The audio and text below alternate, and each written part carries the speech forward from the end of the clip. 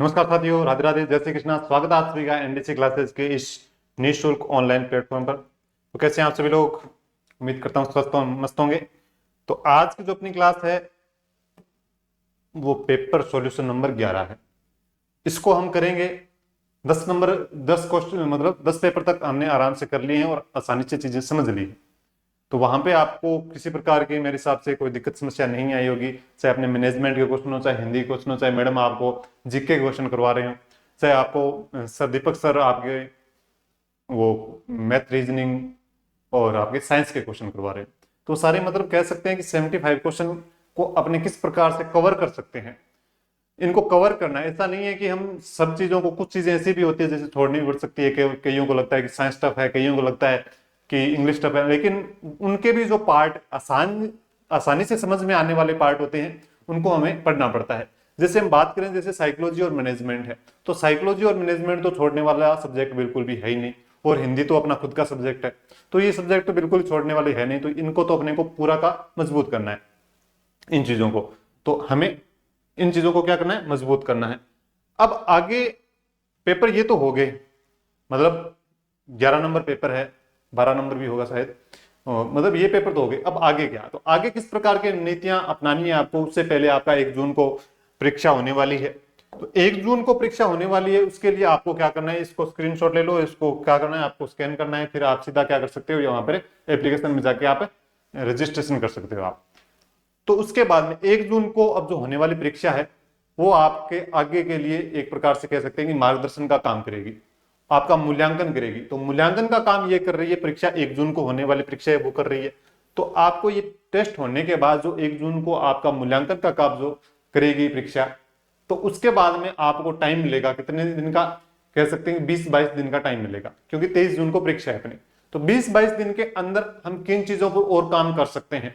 जैसे हमें यह लगता है कि ये चीजें आसान है और हमें इसके अंदर हमें प्रॉब्लम हो रही है, तो उन चीजों को क्या करना है, आपको और थोड़ा रिवाइज करना है और ज्यादा मतलब उनके ऊपर मेहनत करनी है। अब इसके ऊपर 1 जून को परीक्षा होने वाली है, और बात करें तो इसके अंदर आपका 99 रुपए चार्ज रखा गया है। इसको स्कैन कर लो, और अगर नहीं, इसको स्कैन नहीं कर सकते तो मतलब क्या कर सकते हो, आप इसको डाउनलोड कर सकते हो, अपना एनडीसी क्लासेस का ऐप है, और वहां पे जाकर आप रजिस्ट्रेशन कर सकते हो। किन शहरों में होने वाली है, इन शहरों के अंदर होने वाली है। इसके अलावा उदयपुर का भी एक नाम चल रहा है, अगर संभव हो सकता है तो वहां पर भी करवाएंगे।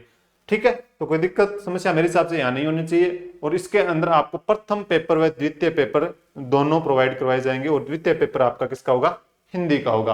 और आपको इनामी राशि के रूप में आपको 11,000 रुपए प्रथम स्थान हासिल करने पर, द्वितीय स्थान हासिल करने पर आपको 5100 रुपए, और तीसरा स्थान हासिल करने पर आपको 2100 रुपए प्रदान किए जाएंगे। जिसके अंदर आपको दोनों पेपर प्रोवाइड होंगे, और 4 से 10 स्थान तक हासिल करने वालों प्रतिभागियों को भी क्या दिया जाएगा, नगद पुरस्कार दिया जाएगा। अब बात करते हैं अपने हिंदी सब्जेक्ट की। हिंदी के अंदर क्या है, हिंदी के अंदर सबसे पहले क्वेश्चन आता है तिरस्कार।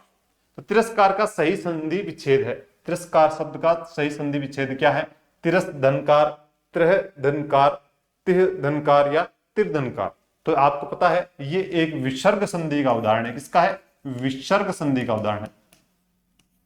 विसर्ग संधि का उदाहरण है, तो क्या हो जाएगा इसका, तिरह धन, यानी कि ये लगा विसर्ग लगेगा साथ में, तिरह धनकार। तो ये क्या हो जाएगा, आपका राइट आंसर हो जाएगा। कोई दिक्कत नहीं, मतलब सिंपल सा क्वेश्चन है, कोई दिक्कत समस्या यहाँ नहीं होनी चाहिए। आगे देखो, आगे आता है आपका निश्चिंतता। निश्चिंतता मतलब मूल शब्द में जुड़े उपसर्ग प्रत्यय सही है। अब इसके अंदर देखो, नि धन चिंत धनता, निह धन चिंत धनता, निश धन चिंत धनता, और निह धन चिंत धनता। तो आपको ये पता है कि निश नहीं होता, या तो होता है निश होता है, निश होता है। अगर बात की जाए तो इसके अंदर निश कहीं है ही नहीं। पहली प्रायोरिटी किसको दी जाएगी, निश को दी जाएगी। अगर बात करें इसके अंदर निश तो है ही नहीं, चाहे आप उपसर्ग की बात कर लो, उपसर्ग ता तो प्रत्यय ठीक है, कोई दिक्कत नहीं है, ता है सबके अंदर। चिंत शब्द भी कुल मिलाकर मैं मान सकता हूं ये थोड़ा सा गलत हो जाएगा, बाकी चिंत भी ये तीनों सही है, ये तीनों ता सही है। अब इसके अंदर एक तो नी आ गया, तो नी तो बिल्कुल हो ही नहीं सकता। निश, निश शब्द नहीं होता, निश, निश का ही निश सड़क वाला बनेगा, ये ध्यान रखना, ठीक है, दंत्य वाला। लेकिन अब बात करें तो ने यानी कह सकते हैं कि उपसर्ग के अंदर तो विसर्ग भी नहीं लगता, लेकिन बात करें नहीं लगता कोई दिक्कत नहीं है, लेकिन बात करते हैं जब इसका सही टुकड़ा क्या होगा, तो सही टुकड़ा तो बिल्कुल यही होगा। अगर आपके पास निस आ जाए तो इसको सही कर देना, अगर नहीं आए तो किसको सही करना है, इसको करना है, जो सही टुकड़ा हो रहा है उसको सही करना है। बाकी डिलीट हो कोई कुछ हो वो बाद की बातें हैं, वो होती रहेगी। ठीक है, फिर देखो, फिर उज्ज्वल का सही संधि विच्छेद होगा। उज्ज्वल, उज्ज्वल का सही संधि विच्छेद क्या होगा, देखो कि उत धन ज्वल, उज धन वल, फिर उज धन ज्वल, उज धन जवल। तो आपको सीधा सा पता है कि उत धन ज्वल होता है, उज से किसी प्रकार का ये नहीं होता है, तो ये तीनों क्या हो जाएगा, गलत हो जाएंगे। उत धन ज्वल क्या हो जाएगा, उज्ज्वल हो जाएगा। क्या हो जाएगा, उज्ज्वल हो जाएगा। फिर बात करते हैं अपने साइकोलॉजी और मैनेजमेंट के क्वेश्चन है कुछ, उनके बारे में। सबसे पहला क्वेश्चन है, 1 नंबर क्वेश्चन है आपका कि राज्य सरकार द्वारा चलाए जा रहे, राज्य सरकार द्वारा चलाए जा रहे अंग्रेजी माध्यम वाले विद्यालय जो केंद्रीय माध्यमिक शिक्षा बोर्ड से मान्यता प्राप्त है। क्या है, केंद्रीय माध्यमिक बोर्ड से मान्यता प्राप्त है।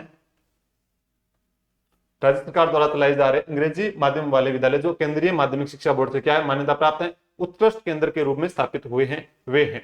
ये किस में से क्या होगा, तो आपको ये ध्यान रखना, राज्य सरकार द्वारा चलाए जा रहे हैं। किसके द्वारा चलाए जा रहे हैं, राज्य सरकार द्वारा। और अंग्रेजी माध्यम वाले विद्यालय हैं जो केंद्रीय माध्यमिक शिक्षा बोर्ड से क्या है, यानी कि सीबीएसई से क्या है आपके मान्यता प्राप्त है और उत्कृष्ट केंद्र के रूप में स्थापित हुए। किसके रूप में, उत्कृष्ट केंद्र के रूप में स्थापित हुए। उनमें से नवोदय है, सैनिक है, या फिर शारदीय बालिका छात्रावास है, या स्वामी विवेकानंद राजकीय मॉडल स्कूल है। तो आपका हो जाएगा स्वामी विवेकानंद राजकीय मॉडल स्कूल आपका राइट आंसर हो जाएगा। ये कहीं ना कहीं करंट से संबंधित भी क्वेश्चन माना जा सकता है।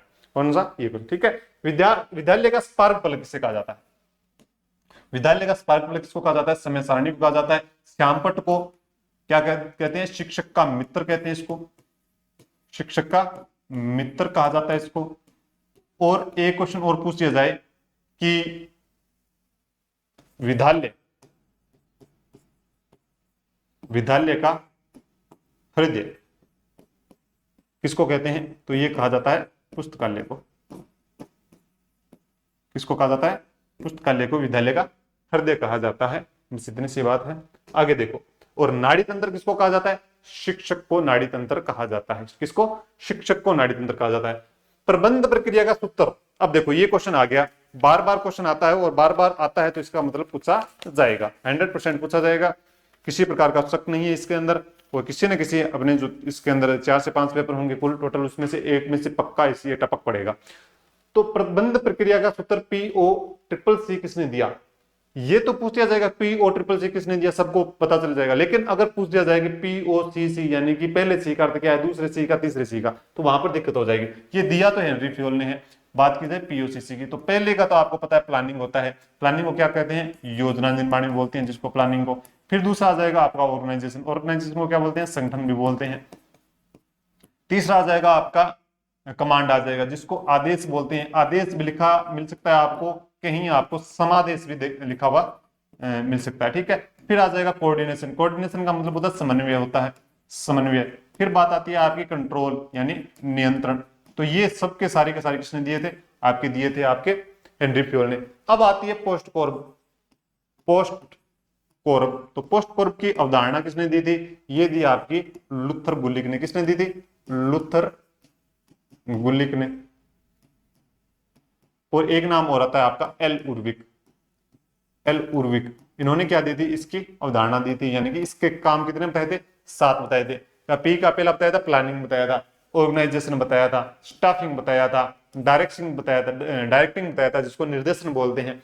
ठीक है, कोऑर्डिनेशन बताया था जिसको समन्वय बोलते हैं, रिपोर्टिंग बताया था, प्रतिवेदन तैयार करना, और बजटिंग बताया था, बजट निर्माण। तो ये क्वेश्चन पूछे जा सकते हैं, तो ये भी ध्यान रखने आपको साथ साथ में। तो पोस्ट कोर्ब की अवधारणा किसने दी थी, पोस्ट कोर्ब के कौन कौन से अर्थ हैं वो भी आपको ध्यान में होना चाहिए। अगर बात की जाएगी हेनरी फ्योल ने जो अपने प्रशासन के सिद्धांत है उसके अंदर, प्रबंधन के सिद्धांत के अंदर कुल कितने सिद्धांत दिए थे, तो आपको ये भी पता होना चाहिए कि हेनरी फ्योल ने कितने सिद्धांत दिए, 14 सिद्धांत दिए थे। अगर बात की जाए कि लूथर गुलिक ने कितने सिद्धांत दिए थे, तो इन्होंने 10 सिद्धांत दिए थे। अगर पूछा जाए एल उर्विक ने कितने सिद्धांत दिए थे, तो 8 सिद्धांत दिए थे। ध्यान होना चाहिए और उन सिद्धांतों के नाम भी आपको पता होना चाहिए, क्योंकि सीधी सी बात है, अपने अगर संस्कृत विभाग की परीक्षा की बात की जाए तो उनमें से आपके 14 सिद्धांत थे, उनमें से पूछ लिया गया था इनमें से कौन से सिद्धांत हेनरी फ्योल के हैं, तो उनमें से एक नहीं था, 4 थे, तो वो कौन सा नहीं था और कौन से थे वो आपको ध्यान में रखने हैं।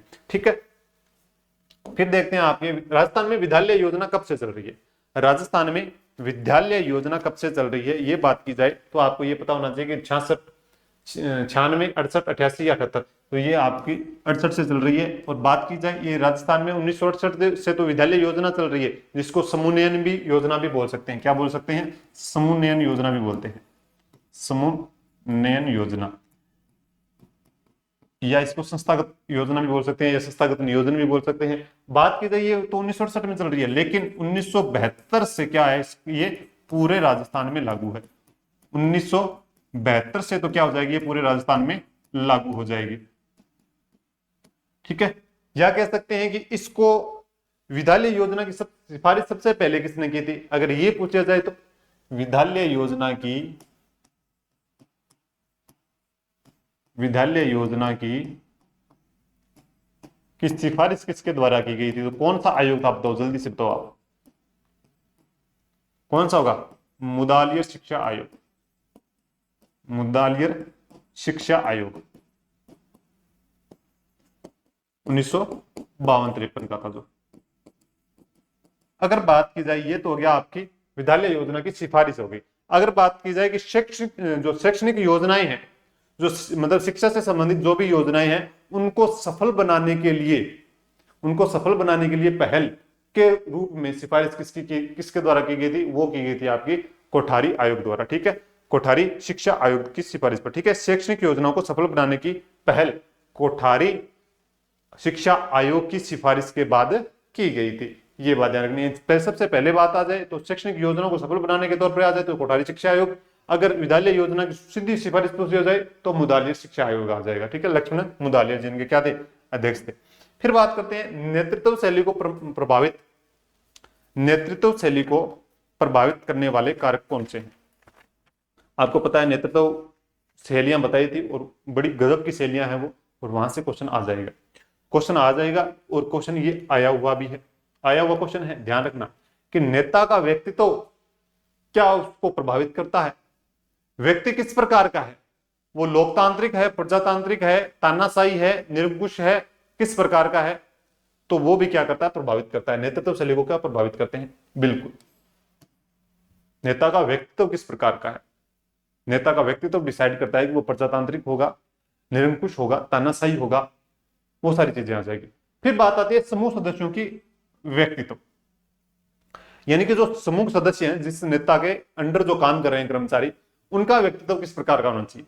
क्या अनुभवी है, क्या छोटे हैं, मतलब उम्र के अंदर भी बात की जाती है कि जब छोटे होते हैं तो उनके ऊपर निरंकुशवादी होता है। कुछ ना कुछ कर्मचारी होते हैं जो जिनके जो योग्य नहीं होते हैं, जो अकुशल होते हैं। और कुशल और अकुशल मतलब इन दोनों के अंदर फर्क होता है। जब कुशल होंगे तो वो एक प्रजातांत्रिक माहौल स्थापित कर सकता है नेता, अगर अकुशल हो गए तो वो एक निरंकुश, यानी कि उनके ऊपर एक कंट्रोल की स्थिति आ जाएगी, तो वो एक प्रकार से निरंकुश हो जाएगा, तो वो चीजें हो जाएगी। ठीक है, ये भी क्या करता है, प्रभावित करता है। कार्य की प्रकृति, काम जल्दी करना है या काम के अंदर समय लगे भी तो भी ठीक है, तो वो भी क्या करती है, प्रभावित करती है। अगर काम जल्दी करना है तो नेता क्या हो जाएगा, निरंकुशवादी हो जाएगा। और काम के अंदर अगर देरी हो तो भी कोई दिक्कत नहीं है, तो आपका प्रजातांत्रिक चल सकता है। परिवेश की प्रकृति, यानी नेता के ऊपर किसी प्रकार का दबाव है या नहीं है, यानी किसी व्यक्ति संगठन का दबाव है या नहीं। अगर किसी व्यक्ति संगठन का दबाव होता है तो उनके अनुरूप कार्य करता है वो। जैसे राजनेता आज के टाइम क्या हो जाते हैं, राजनेता दबाव डालते हैं ना किसी प्रकार कर्मचारियों पर, तो उसी प्रकार अगर राजनेता का दबाव होगा, किसी संगठन का दबाव होगा, तो व्यक्ति क्या होगा, एक प्रकार से निरंकुशवादी होगा। अगर किसी प्रकार का दबाव महसूस नहीं करेगा, वातावरण के अंदर किसी प्रकार का, परिवेश के अंदर किसी प्रकार का दबाव नहीं होगा, तो वो क्या हो जाएगा, प्रजातांत्रिक माहौल त्याग। मतलब ये चारों शैलियां क्या होती है, नेतृत्व शैली को प्रभावित करने वाले कारक होंगे, तो इसके अंदर चारों के चारों क्या हो जाएंगे, शामिल हो जाएंगे। ठीक है, फिर देखो, फिर आती है निम्न में से कौन सा राष्ट्रीय माध्यमिक शिक्षा आयोग का उद्देश्य नहीं है। तो आपको तो ये पता है, ये तो रमशा की बात की जा रही है, लेकिन आज के समय क्या आ चुका है, शमशा आ चुका है। तो शमशा से संबंधित आपके क्वेश्चन पूछा जा सकता है। तो ये थोड़ा सा ओल्ड क्वेश्चन है, लेकिन इसका थोड़ा सा आपको ध्यान रखना है कि उद्देश्य नहीं है तो लैंगिक दूरियों को कम करना है, आर्थिक एवं निरयोग्यता बाधाओं को दूर करना है, और सन 2020 तक माध्यमिक स्तर की शिक्षा में सुधार या अवधारण है, बिल्कुल एक प्रकार से उनको आगे बढ़ाने की बात की जा रही। तो बिल्कुल है, उच्च माध्यमिक स्तर की शिक्षा की पहुंच सन 2017 तक ये आपका नहीं होगा। तो ये उद्देश्य आपका बिल्कुल नहीं है, ठीक है। ये रमसा से संबंधित है, जो रमसा अब क्या हो गया, समसा के अंतर्गत आ चुका है। सर्व शिक्षा अभियान, रमसा और टीचर एजुकेशन है, आपको पता है सर्व शिक्षा अभियान किससे संबंधित है, रमसा किससे संबंधित है, कक्षा 1 से 8 सर्व शिक्षा अभियान वाला, और फिर रमसा 9 से 12, फिर आपका टीचर एजुकेशन, तीनों से मिलकर आपका क्या बन चुका है, समसा बन चुका है। तो समसा से संबंधित क्वेश्चन पूछा जा सकता है, रमसा से मुझे नहीं लगता पूछा जा सकता है, बाकी हो सकता है, लेकिन सबसे पहले प्राथमिकता आपको समसा को ही देनी है। समसा के अंदर आपको ये पूछा जा सकता है कि इसके अंतर्गत कौन कौन सी चीजें आ चुकी है, चाहे एसएसए, आरएमएसए और टीई जिसको बोलते हैं, दिनों को मिलाकर वो सारी चीजें आ जाएगी, ठीक है।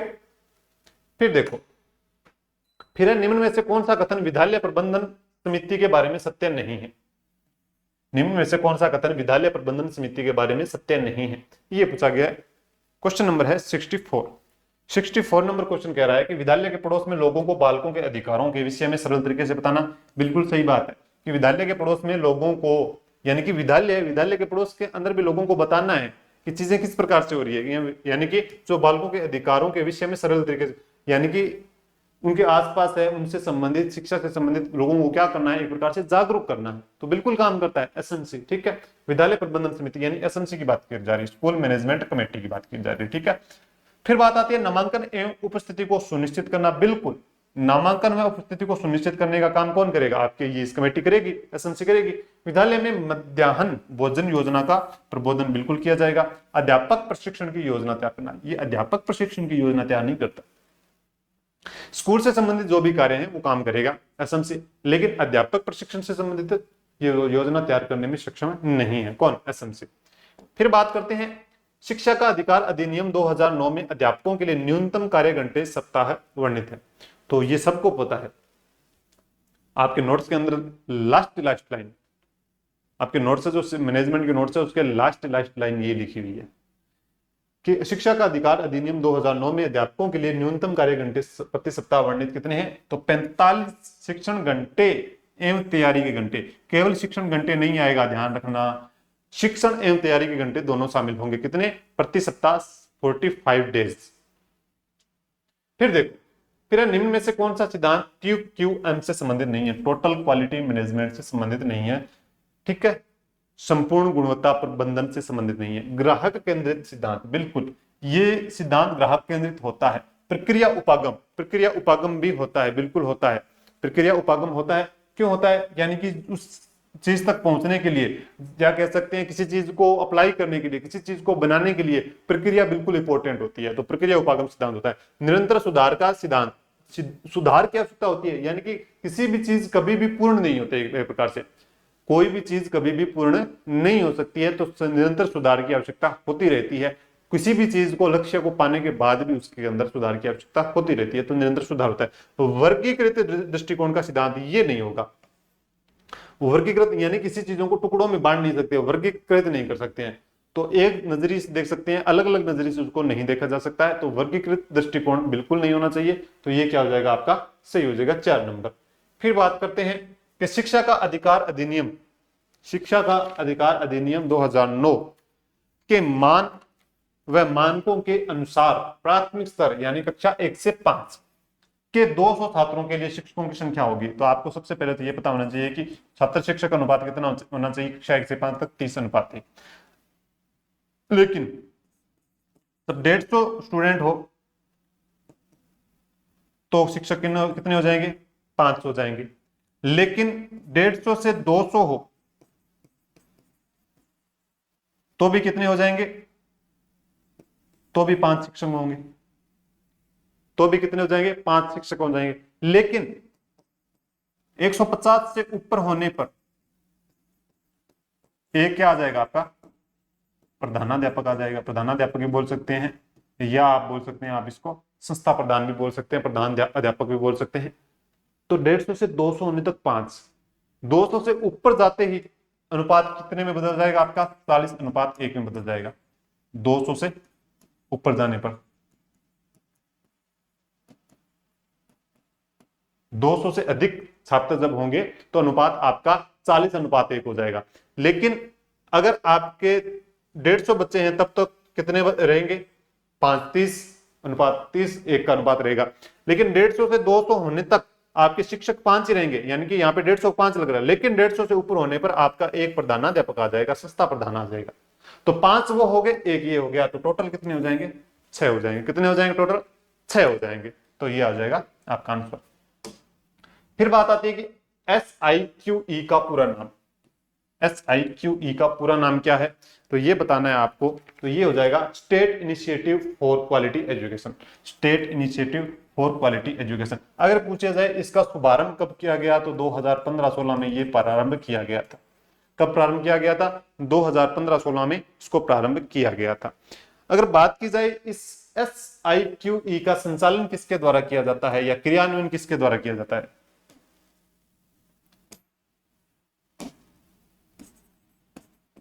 क्रियान्वयन किसके द्वारा किया जाता है? तो आपको ये समझौते हुए थे, आपको पता होना चाहिए किस किन के बीच। एक तो निदेशालय था, माध्यमिक शिक्षा बीकानेर, ठीक है, एक राजस्थान माध्यमिक शिक्षा परिषद, माध्यमिक शिक्षा परिषद था जयपुर, एक आपकी RSCERT थी, RSCERT उदयपुर, एक आपका यूनिसेफ था, यूनिसेफ, और एक आपका था बौद्ध शिक्षा समिति।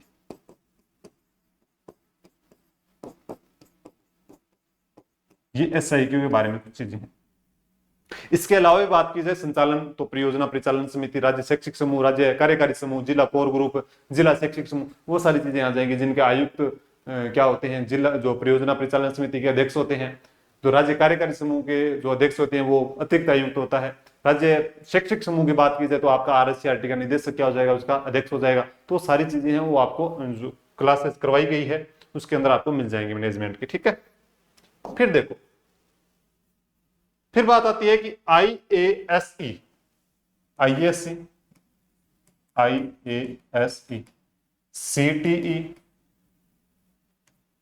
इन सभी जिलों के डाइट्स को शैक्षिक मार्गदर्शन में संबल प्रदान करने हेतु, मार्गदर्शन में संबल प्रदान करने हेतु राज्य की नोडल एजेंसी है।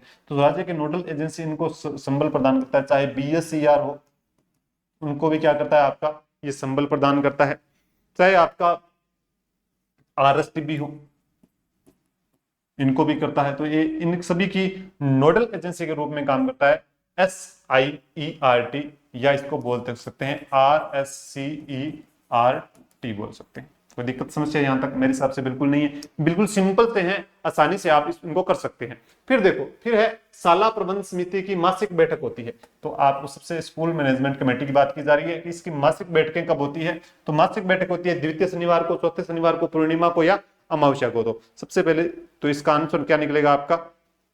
अमावस्या को। कब होती है? अमावस्या को। तो सबसे पहले तो आपको ये ध्यान रखना है कि इसके अंदर कुल सदस्य कितने होते हैं। जो इसी SMC होती है उसके अंदर कुल सदस्य कितने होते हैं? इसके अंदर कुल सदस्य होते हैं 16 होते हैं। इनमें से अभिभावक कितने होते हैं? अभिभावक पूछ लिए जाए तो अभिभावक इसके अंदर होंगे आपके 75%, यानी कि 12 सदस्य क्या होंगे इनके अंदर? अभिभावक होंगे। अगर बात पूछ ली जाए कि महिला सदस्य इनके अंदर कितनी होंगी? महिला सदस्य, महिला सदस्य तो होंगी 50%, यानी कम से कम 50%, यानी कितनी हो सकती है? 8 हो सकती है। कितनी हो सकती है? 8 हो सकती है, ठीक है। अगर पूछी जाए SMC की धारा कौन सी धारा के अंतर्गत काम करता है तो धारा 21 होगी इसकी। कितनी होगी? धारा 21 हो जाएगी। बात की जाए अगर इसका अध्यक्ष, SMC के अध्यक्ष यानी कि अभिभावक में से चुना जाता है तो क्या हो जाएगा? अभिभावक क्या होगा? इसके अध्यक्ष होंगे। अगर सचिव के बारे में पूछा जाए, सचिव, तो संस्था प्रधान क्या होगा इसका? सचिव या प्रधानाध्यापक बोल सकते हैं। संस्था प्रधान या प्रधानाध्यापक इनके क्या होते हैं? सचिव होते हैं, ठीक है। और ये तो होती है आपकी अमावस्या को जो मासिक बैठक होती है, जो ये मासिक बैठक होती है, ये अमावस्या होती है कार्यकारिणी सभा की होती है। किसकी होती है? कार्यकारिणी सभा की मासिक बैठक होती है। कार्यकारिणी सभा यानी कि जो ये टोटल कितने होते हैं, 16 सदस्य होते हैं, इनकी सभा होती है। बात की जाए कि साधारण सभा की बैठक, साधारण सभा की बैठक क्या होती है? जिसके अंदर सारे के सारे आपके जो अभिभावक हैं, जो भी बच्चे स्कूल में पढ़ रहे होते हैं, उनके जो अभिभावक होते हैं, माता पिता होते हैं, संरक्षक होते हैं, वो आते हैं। तो वो साधारण सभा की बैठक होती है आपकी। सभा की बैठक आपकी 3 माह में एक बार होती है। 3 माह में एक बार होती है। तो 3 माह से क्या होती है, वो बैठक आयोजित करवाई जाती है। कोई दिक्कत समस्या यहां तक मेरे हिसाब से बिल्कुल नहीं है। ठीक है, तो ये अपनी क्लास आगे आपके जनरल नॉलेज यानी कि मैडम आपके ये क्वेश्चन करवाएंगे और मैडम आगे करवाएंगे। ठीक है, तब तक के लिए शुक्रिया, मिलेंगे अगली क्लास में। अब मैडम आएंगे। नमस्ते। और आज हम पेपर नंबर 11 कर रहे हैं, 11 नंबर पेपर कर रहे हैं। और ये जो 11 नंबर पेपर है लास्ट पेपर है आज का हमारा फाइनल। और इसके बाद जो है हम देखेंगे क्या करेंगे। ठीक है, और उससे पहले एक सूचना जल्दी से सुन लो जो कि बहुत ज्यादा जरूरी है, और वो है स्कूल व्याख्याता खोज परीक्षा। ठीक, अब ये जो स्कूल व्याख्याता खोज परीक्षा है आपकी, प्रतिभा खोज परीक्षा, ये हो रही है फर्स्ट पेपर जीके और सेकंड पेपर हिंदी दोनों के लिए। किस दिन हो रही है ये? 1 जून को हो रही है। अब बहुत सारे बच्चों के ये क्वेश्चन है कि मैम हमारा सब्जेक्ट सेकंड पेपर का अलग है, लेकिन हमारा फर्स्ट पेपर जीके का हम देना चाहते हैं, तो क्या हम दे? तो बेशक दीजिए, आपको पता चलेगा कि आप कितने जगह पे स्टैंड कर रहे हैं। तो मैं ये मना नहीं करूंगी आपको फर्स्ट पेपर देना है, चाहे सेकंड पेपर आपका कोई भी हो, उस पे आप जरूर से काम कीजिए, उस पे आप जरूर से क्या कीजिए, लगिए। फिर हम अब धीरे धीरे, जैसे देखो इसका रिस्पॉन्स अगर आपने बहुत ज्यादा अच्छा दे दिया, एक सेंटर पे 200-250 रजिस्ट्रेशन हुए, तो अगली बार हम सब्जेक्ट्स भी बढ़ाएंगे। ठीक, तो मैं यही कहूंगी कि इसमें ये पुरस्कार की जो राशि है 11,000, 5,000, 2100, इसको ना देखते हुए इसके इस पॉइंट ऑफ व्यू पे गौर करो कि एग्जाम 23 जून को है, उससे ठीक पहले 1 जून को, मतलब 22 दिन पहले आपका एक छोटा परीक्षा हो रहा है, जिसमें आपको लगभग पता चल जाएगा कि क्या रहने वाला है on and on ratio first paper में, और जिनका सेकंड पेपर हिंदी है। तो फर्स्ट पेपर में बच्चे सबसे ज्यादा अटकते हैं, तो उन लोगों को पता रहेगा कि कौन कौन सी वो जगह है जो इन 22 दिनों में हमें बहुत फोर्स लगा के क्या करनी है, अच्छी करनी है। तो मेरी बात मानना और मान के ये काम जरूर करना, ज्वाइन करना। ऐसे मत सोचना 22 दिन बाद तो हमारा एग्जाम है, अभी लेके हम क्या करेंगे। ऐसा समझ लेना जैसे मॉक टेस्ट दिए जाते हैं ना, जैसे सेना भी युद्ध से पहले मॉक युद्ध का अभ्यास करती है ना, मॉक ड्रिल करती है, तो ये समझ लेना ये मॉक ड्रिल है। और इस मॉक ड्रिल में अच्छा करने की कोशिश करना, ताकि 22 दिन के बीच बचे 21 दिन के बीच के पीरियड में आप बहुत अच्छे से क्या कर सके, रिवाइज कर सके, अपनी गलतियों को फिर से देख सके। मेरी बात सुनना, गौर फरमाना, उसके बाद सटीक निर्णय लेना, और मैं उम्मीद करती हूँ आप मेरी बात मानेंगे और इस एग्जाम को देंगे।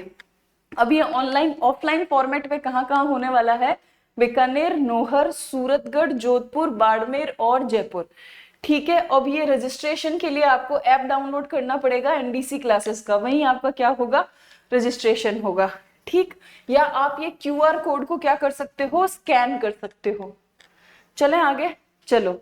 हाँ, अब देखो आज का पहला क्वेश्चन इजी है। अकबर ने किसको शिष्टमंडल का अंतिम नेतृत्व करने के लिए प्रताप के पास भेजा ताकि वह शांति पूर्वक अधीनता स्वीकार कर सके?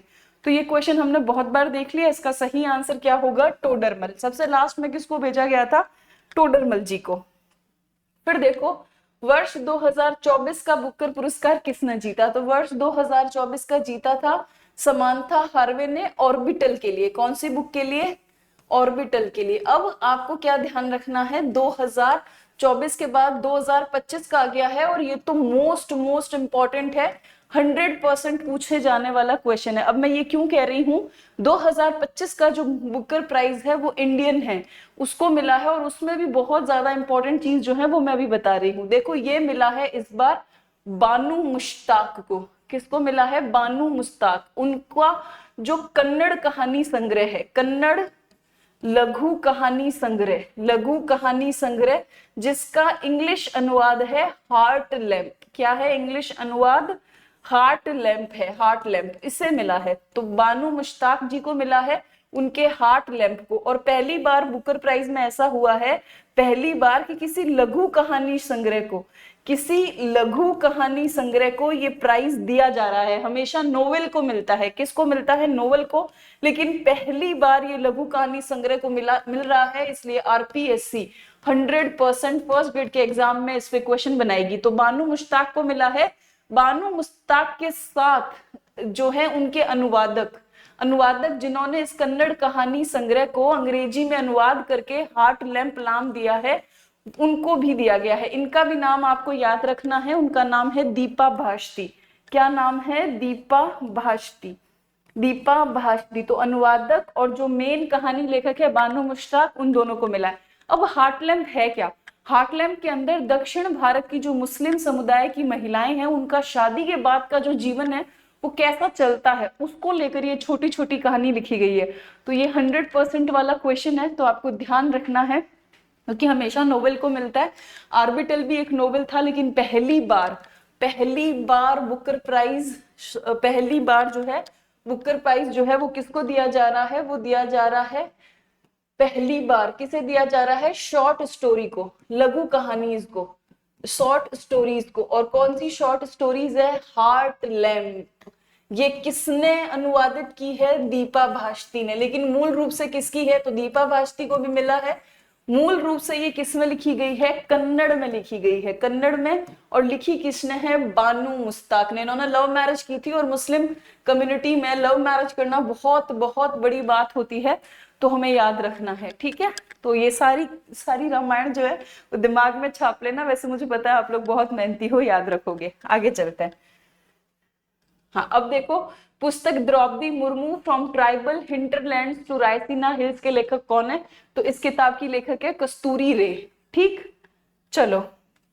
बाड़मेर जिले में अच्छी किस्म के लिग्नाइट के निक्षेप। तो देखो, बाड़मेर में अच्छी किस्म का जो लिग्नाइट है वो निकलता है कपूरड़ी में, गिरल, ठीक, थुम्बाली। इसीलिए इन्हीं जगहों पे लिग्नाइट की परियोजना भी है। थुम्बाली गांव में भी तो है, थुम्बाली और जालीपा, ये वो जगह हैं जहां पे बाड़मेर में क्या निकलता है? बाड़मेर में निकलता है लिग्नाइट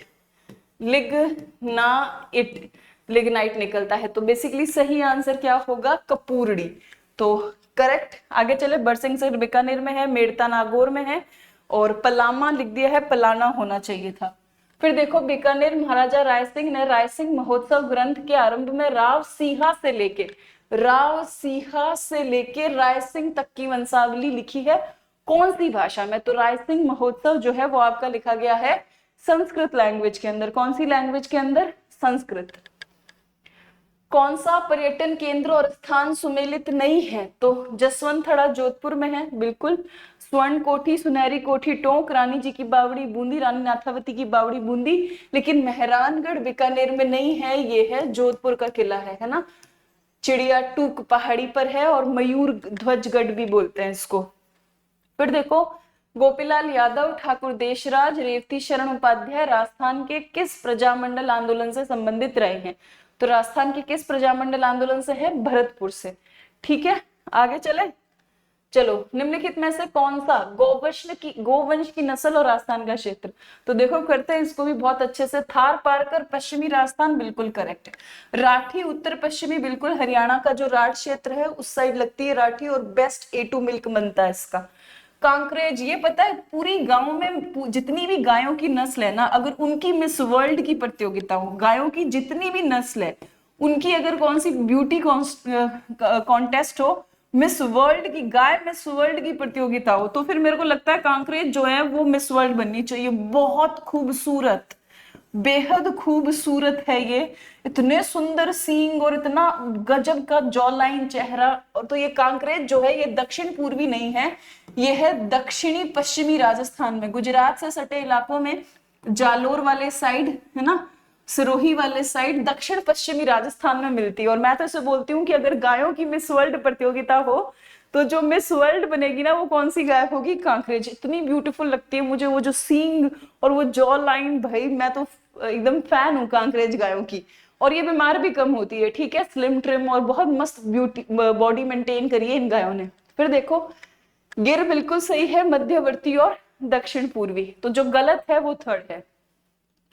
फिर देखो भारत का पहला स्वदेशी रूप से विकसित परमाणु ऊर्जा संयंत्र कौन सा है, तो कलपक्कम है, ठीक है, कलपक्कम। फिर देखो राजस्थान में सबसे प्राचीन तिथि युक्त मंदिर कौन सा है, तो सबसे प्राचीन तिथि युक्त मंदिर सबको पता है, शीतलेश्वर मंदिर, झालरापाटन।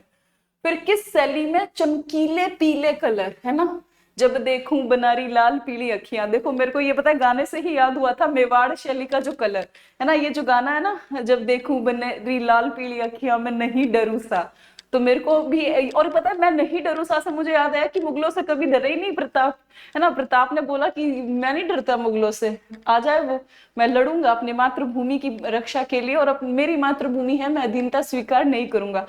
तो ये जो कलर है ना मेवाड़ का, कि चमकीले पीले रंग और लाख के लाल रंग, लाख के लाल रंग की जो प्रधानता देखी जाती है वो कौन सी शैली में देखी जाती है, तो वो देखी जाती है मेवाड़ शैली में। और मेरा गाना याद रख, मेरा तो क्या, मैंने ये गाने से ही याद किया था कि प्रताप मान लो ऐसे बोल रहे हैं अकबर को कि जब देखूं मैं आपकी लाल पीली अखियां मैं नहीं डरूं सा, हम मेवाड़ वाले हैं, हम नहीं डरते, ठीक है। चलो हाल ही में 57वें, देखो 57वें ज्ञानपीठ पुरस्कार किसे मिला है, 57 मिला है, कोंकणी लेखक है, गोवा के कोंकणी लेखक है दामोदर माउजी, उनको मिला था। लेकिन आपको हमने 57 पूछा है, आपको सारे याद होने चाहिए, 58वां भी याद होना चाहिए, और लेटेस्ट जो अभी मिला है 59वां वो भी पता होना चाहिए। देखो 58वां तो सबको पता है, गुलजार जी को और राम भद्राचार्य जी को मिला था। किसको मिला था, राम भद्राचार्य जी को, है ना, संस्कृत में। अभी 59वें की भी घोषणा हो गई है, और ये जो 59वां है जो वर्ष 2024 के लिए, 59वां किसके लिए है, वर्ष 2024 के लिए है, ये मिला है छत्तीसगढ़ के लेखक विनोद कुमार शुक्ल को।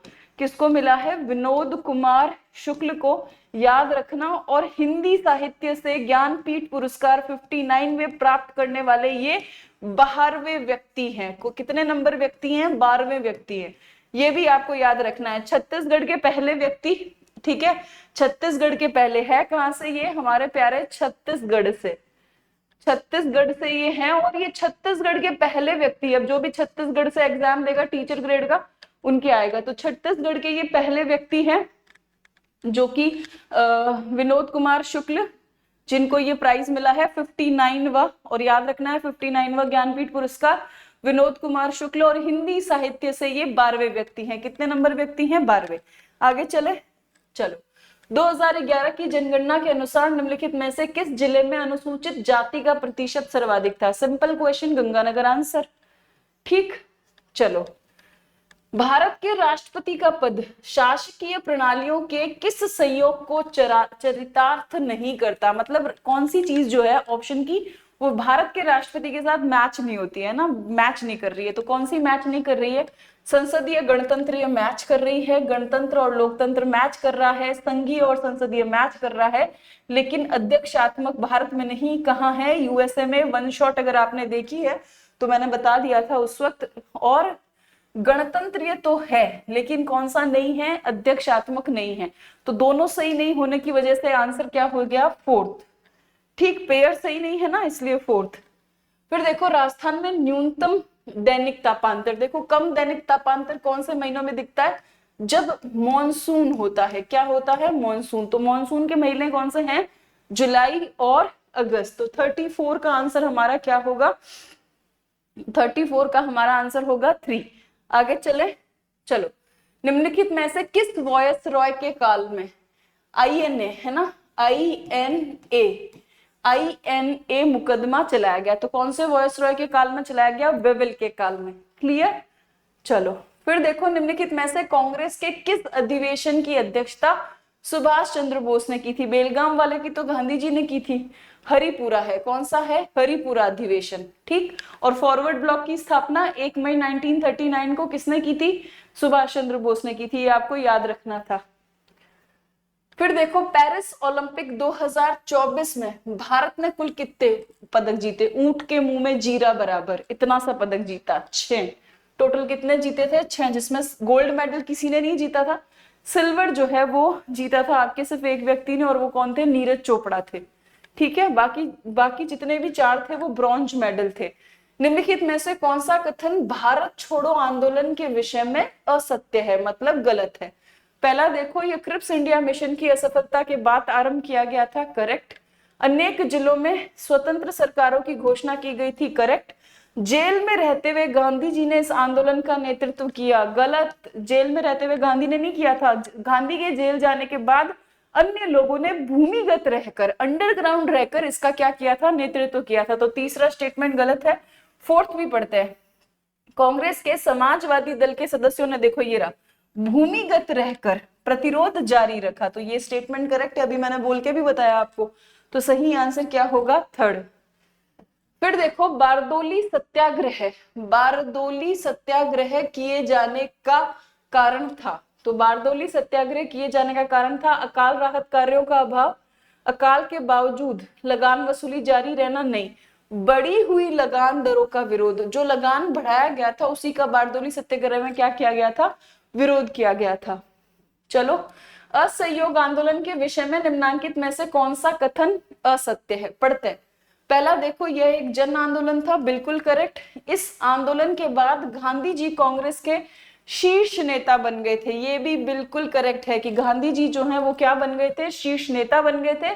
इस आंदोलन को वापस ले लिए जाने के कारण कांग्रेस का विभाजन हो गया था, करेक्ट। नहीं सॉरी, इनकरेक्ट, कांग्रेस का विभाजन नहीं होता है। तो असत्य पूछा है ना, यही सही है, कांग्रेस का कोई विभाजन नहीं होता। हाँ, रूठना मनाना चलता है। चोरा चोरी की हिंसक घटनाओं के बाद इस आंदोलन को रोक दिया गया था, करेक्ट। तो इनकरेक्ट यही है, कोई कांग्रेस में क्या नहीं होता, फूट नहीं पड़ती है, और बस इतना होता है, मोतीलाल नेहरू चित्तरंजन दास नाराज हो जाते हैं, वो कांग्रेस से अलग होकर, खुद कांग्रेस से अलग होकर खुद की पार्टी बनाते हैं, स्वराज पार्टी, 1 जनवरी 1923 को। ठीक है, आगे चलते हैं। अब देखो, निम्नलिखित में से असुमेलित मतलब गलत युग्म की हमें जांच करनी है। धौलपुर ग्लास वर्क, धौलपुर सही है। The hitech precision glass work Sawai Madhopur, नहीं, कौन सी जगह होगी, धौलपुर। ठीक, तो जो असुमेलित है वो यही है। Saint Gobain glass factory Alwar, correct. Samcor glass factory Kota, correct. अब देखो, निम्नलिखित में से कौन सा कथन मुगल कालीन शिक्षा के बारे में असत्य है। अब पढ़ते हैं। स्त्री शिक्षा को पूर्णतया नजरअंदाज नहीं किया जाता था, ये बात सही है कि स्त्री शिक्षा को पूरी तरीके से मुगल काल में नजरअंदाज नहीं किया गया था। मानो अगर वो नजरअंदाज कर देते पूरी तरीके से तो कितना गड़बड़ हो जाता है ना, पर हुआ नहीं गड़बड़।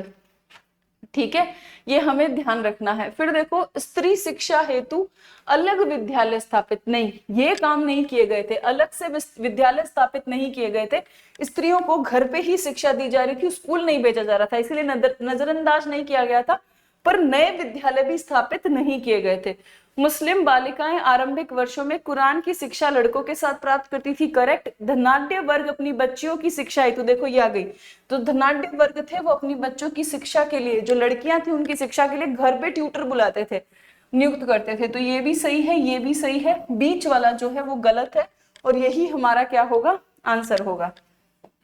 फिर लोकतंत्रीय पर्यवेक्षण का गुण नहीं है, नेतृत्व के गुणों का विकास होता है, बिल्कुल। अध्यापन संबंधी समस्याओं का निराकरण किया जा सकता है, लोकतांत्रिक मूल्यों का सम्मान किया जाता है, ये भी सही है। अब सही आंसर हमें पकड़ना है सेकंड और 4 में।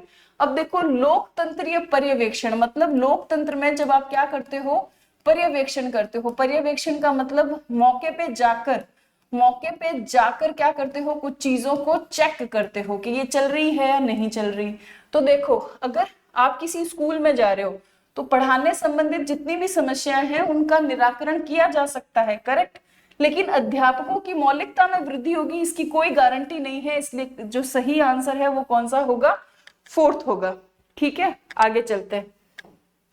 अब देखो, हाल ही में भारत ने किस देश के साथ मिलकर, इंपॉर्टेंट क्वेश्चन है बहुत, हरित हाइड्रोजन पर, और आपको ये भी ध्यान रखना है, क्रोनो में जाके देखना, फरवरी की क्रोनो है, नेशनल हाइड्रोजन मिशन के तहत भारत का पहला हाइड्रोजन पर बेस प्लांट जो है वो आंध्र प्रदेश में लग रहा है। इस क्वेश्चन को जाके गौर से देख लेना, पेपर में जरूर आएगा। अगर उसके बावजूद भी ना पता चले तो इसी क्लास के कमेंट सेक्शन में आप लोग मुझे क्या कर देना, बता देना, फिर मैं आपको रिप्लाई कर दूंगी। ठीक है, हाल ही में भारत ने किस देश के साथ मिलकर हरित हाइड्रोजन के क्षेत्र में सहयोग के लिए समझौता किया है? तो जर्मनी से किया है। किससे किया है? जर्मनी से। फिर देखो, भारतीय संविधान का कौन सा अनुच्छेद राष्ट्रपति से संबंधित प्रधानमंत्री के कुछ कर्तव्यों को निर्दिष्ट करता है? तो कौन से कर्तव्यों को निर्दिष्ट करता है? 78। फिर नीति आयोग क्या है? संवैधानिक निकाय नहीं, संसद के कानून द्वारा गठित नहीं, अध्यादेश द्वारा नहीं, एग्जीक्यूटिव ऑर्डर कार्यकारी आदेश द्वारा निर्मित है, 1 जनवरी 2015। ठीक है, आगे चलते हैं। योजना आयोग का स्थान लिया था। हाँ, अब देखो प्रशासनिक तटस्थता क्या होती है ना, इससे क्या मतलब है इसको देखते हैं। प्रशासकों द्वारा किसी भी राजनीतिक दल के साथ संबंध नहीं रखना, करेक्ट। प्रशासकों द्वारा राजनीतिक मामलों पर सार्वजनिक रूप से अपने विचार व्यक्त नहीं करना, ये भी करेक्ट। प्रशासकों द्वारा सभी सामाजिक आर्थिक मामलों पर वस्तुनिष्ठ निर्णय लेना, ये भी सही है। वस्तुनिष्ठ, वस्तुनिष्ठ का मतलब फैक्ट बेस, फैक्ट के आधार पर निर्णय लेना है, इमोशंस के आधार पर, यानी कि हिंदी में क्या कहते हैं, तथ्यों के आधार पर निर्णय लेना है। किन के आधार पर? तथ्यों के आधार पर। प्रशासकों द्वारा मंत्रियों को सही सलाह देना, ये शामिल नहीं है प्रशासनिक तटस्थता के अंदर, ये प्रशासक के कार्य है। तो सही उत्तर कौन से हुए? पहला, दूसरा और तीसरा, फर्स्ट। ठीक, चलो फिर देखो, हाल ही में, ये बहुत इंपॉर्टेंट है, पीआईबी की वेबसाइट पे था। हमने जब ये क्वेश्चन क्यों बनाया? क्योंकि पीआईबी, प्रेस इंफॉर्मेशन ब्यूरो, ने खुद से इसके बारे में जानकारी दी थी, खुद से। और आपके सिलेबस में स्वास्थ्य और महामारी प्रबंधन लगता है, इसीलिए ये क्वेश्चन आपको दिया हुआ है। इसलिए कहती हूँ कि जो सेकंड ग्रेड वाले बच्चे अभी रुके हुए जो एग्जाम दे रहे हैं सितंबर में, वो जल्दी जाइए और जो सेकंड ग्रेड की टेस्ट सीरीज है या ऑनलाइन या ऑफलाइन परचेज कीजिए। ठीक है, तो देखो, हाल ही में किस वैक्सीन को भारत में बच्चों के लिए पहला स्वदेशी mRNA वैक्सीन के रूप में मंजूरी मिली है? तो ये है जैम कोवैक। बहुत इंपॉर्टेंट है, भारत की अपनी पहली mRNA वैक्सीन। मतलब जैसे हम सबने कोविड की वैक्सीन लगवाई है, पर कुछ ऐसे लोग हैं धनाढ्य वर्ग के जिनके पास पैसे हैं, उन्होंने mRNA वैक्सीन को प्रेफरेंस दी है। तो mRNA वैक्सीन जो है वो बहुत ज्यादा क्या है, सेफ है। तो ये जैम कोविक 19 जो है, इसको याद रखना है, ये क्वेश्चन इंपॉर्टेंट है। सिलेबस में मैंने बता दिया आपको कि स्वास्थ्य और महामारी प्रबंधन लगता है और कोविड भाई साहब फिर से लौट रहे हैं, तो सभी अपना ध्यान रखेंगे। लाइब्रेरी जाइए, पर मास्क लगाइए जरूर से। अभी आप देखिए न्यूज में बार बार से कोविड के आउटब्रेक की खबरें आ रही हैं, भारत में भी धीरे धीरे फैलना शुरू हुआ है, तो ध्यान रखें। हालांकि पहले जितनी खतरनाक नहीं है, पर बीमारी तो बीमारी है, आपको क्या रखना होगा, ध्यान रखना होगा। अब देखो, एक राज्य में राष्ट्रपति शासन की अधिकतम अवधि कितनी हो सकती है? तो 3 साल हो सकती है। आगे चले, सिंपल। फिर देखो, राजस्थान के किस जिले से अधिकतम जिलों की सीमाएं स्पर्श करती है? तो अधिकतम कितने जिलों की स्पर्श करती है? पाली की, 8। राजस्थान में निम्न में से कौन सा जिला फेल्सपार का अधिकतम उत्पादन करता है? तो फेल्सपार का अधिकतम उत्पादन कौन सा करता है? अजमेर।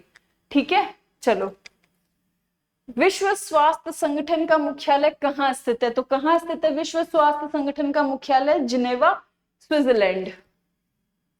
हाँ, अग्निपंख, विंग्स ऑफ फायर। तो विंग्स ऑफ फायर जो है वो डॉक्टर एपीजे अब्दुल कलाम की पुस्तक है, इनका खुद का जीवनी है और मैंने पढ़ा हुआ है, बहुत मार्मिक है, बहुत मार्मिक।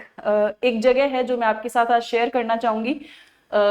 जब अब डॉक्टर अब्दुल कलाम को इंजीनियरिंग कॉलेज में एडमिशन लेना होता है, उनके पास पैसे नहीं होते, और ये कभी मत सोचना कि आप पैसों की वजह से कभी कहीं रुक जाओगे। ठीक है, इसलिए हम फ्री क्लासेस चलाते हैं कि कोई बच्चा, कोई प्रतिभा जो है अपने मंजिल तक पहुंचने के लिए सिर्फ पैसे की वजह से कि हम वो कोर्स परचेज नहीं कर पाए, और इतना निशुल्क देकर भी हम आपको एकदम परफेक्ट एग्जाम ओरिएंटेड कंटेंट दे रहे हैं। बस अब आपको क्या करना है, थोड़ा सा मनी इन्वेस्ट करके, खर्च करके नहीं। शिक्षा में पैसा इन्वेस्ट किया जाता है, खर्च नहीं किया जाता, सिर्फ आपको टेस्ट सीरीज परचेज करना होता है।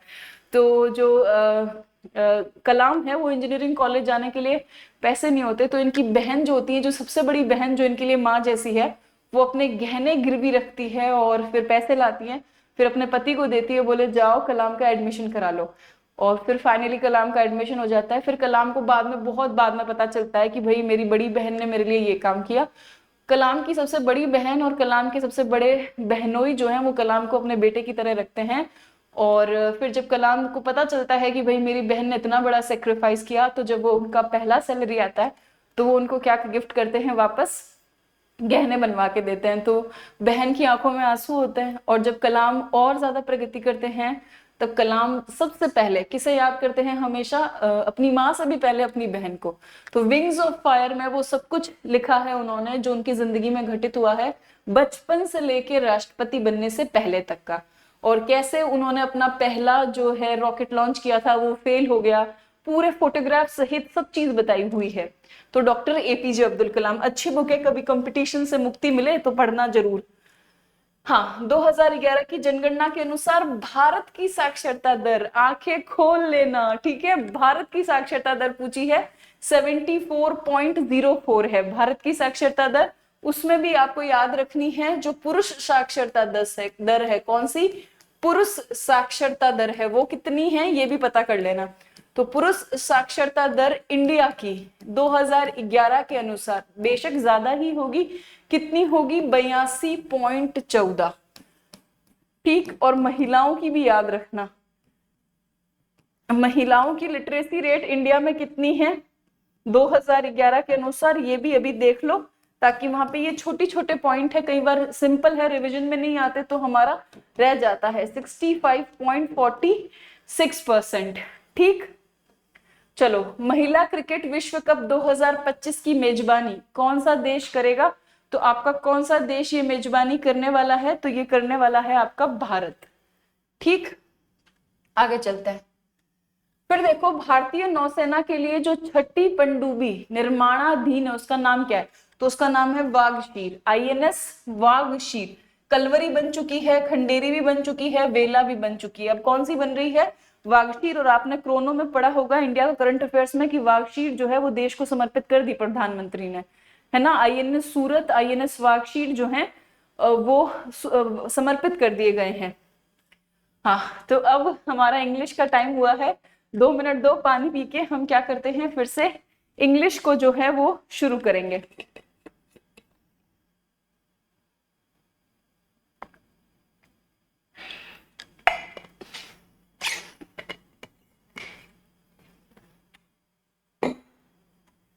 हाँ, तो अब इंग्लिश के क्वेश्चंस को देखते हैं। Select the correct sentence in direct speech from the given option from the sentence below, कि आपको इनडायरेक्ट दिया है उसको किस में चेंज करना है? डायरेक्ट में, ठीक है। एन ओल्ड माउस आस्क्ड, तो पहले इतना सा पढ़ लो। An old mouse asked, asked है यानी कि सेड करना है, ठीक है। अब पकड़ो यहाँ पे, एन ओल्ड माउस सेड, अब देखो सब में यही है, an old mouse said, an old mouse said, an old mouse said, an old mouse said, out नहीं होगा।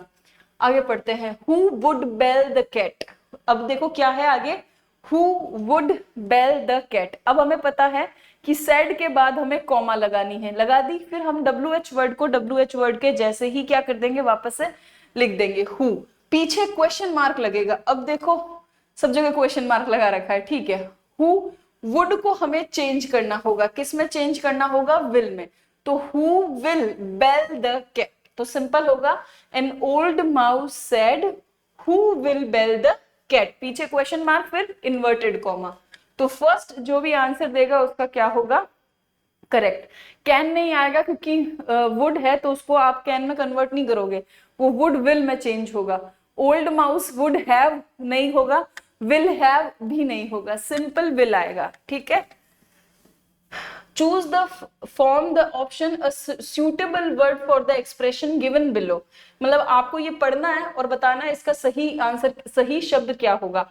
undue favor shown by holder of high office to his relative, कि भाई एक व्यक्ति जो एक उच्च पद पे बैठा है अपने सगे संबंधी लोगों के लिए undue favor, to the point एकदम जाके उनको फेवर करना। अभी आपने ये बॉलीवुड में बहुत सुना होगा, नेपोकिड नेपोकिड नेपोटिज्म, तो बेसिकली ये नेपोटिज्म है, इसको क्या बोलते हैं? नेपोटिज्म बोलते हैं, है ना। जाह्नवी करण जौहर पे आरोप लगते हैं, कंगना और ने आरोप लगाए हैं कि ये नेपोटिज्म करते हैं। जो सो कॉल्ड एस्टैब्लिश लोग हैं बॉलीवुड के, उन्हीं के बच्चों को ये क्या करते हैं? लॉन्च करते हैं। फॉर एग्जाम्पल आलिया, सारा अली खान और जाह्नवी कपूर, खुशी कपूर, शाहरुख खान की बेटी है ना सुहाना खान, और बल्कि उनसे भी बहुत अच्छा टैलेंट बाहर मार्केट में है, पर फिर भी बॉलीवुड में नेपोटिज्म बहुत ज्यादा है, तो ये नेपोटिज्म हुआ। फिर select correct suffix to make adjective. अब हजार्ड को आपको एग्जेक्टिव बनाना है, कुछ नहीं करना, पीछे OUS लगा दो, हैजार्डुअस, तो एग्जेक्टिव बन जाएगा। तो OUS, फिर in the sentence given below change into the passive voice bye selecting the correct alternative. अब आपको क्या करना है, करेक्ट पैसिव वॉइस में क्या करना है, कन्वर्ट करना है। तो सिंपल है, Why did your brother scold you? अब देखो why did है, ये did को बदलना होगा। did किस में बदलेगा, why वर में बदलेगा, क्योंकि your है ना, तो वर, तो वर देखो एक ही जगह पे है। Why were you scolded by your brother? ठीक, तो सही आंसर क्या होगा, थर्ड। सिंपल है सेंटेंस, आपको आता है, इतना कोई मुश्किल नहीं है। चलो अब आपको दीपक सर क्या कराएंगे, साइंस रीजनिंग मैथ्स कराएंगे। और फर्स्ट ग्रेड वालों साइंस रीजनिंग मैथ्स अच्छे से करना, जो आर्ट्स के स्टूडेंट है उसके लिए ये गेम चेंजर हो जाएगा। मतलब अगर ये अच्छा कर दिया आपके स्टूडेंट ने, तो फिर उनके सिलेक्शन के चांसेस बहुत ज्यादा क्या हो जाएंगे, बढ़ जाएंगे। तो चलो अब दीपक सर आपको ज्वाइन करेंगे, मैं आपसे विदा लेती हूँ। अब नेक्स्ट देखेंगे क्या कराएंगे आपको, 11 पेपर आज क्या हो रहे हैं, कंप्लीट हो रहे हैं।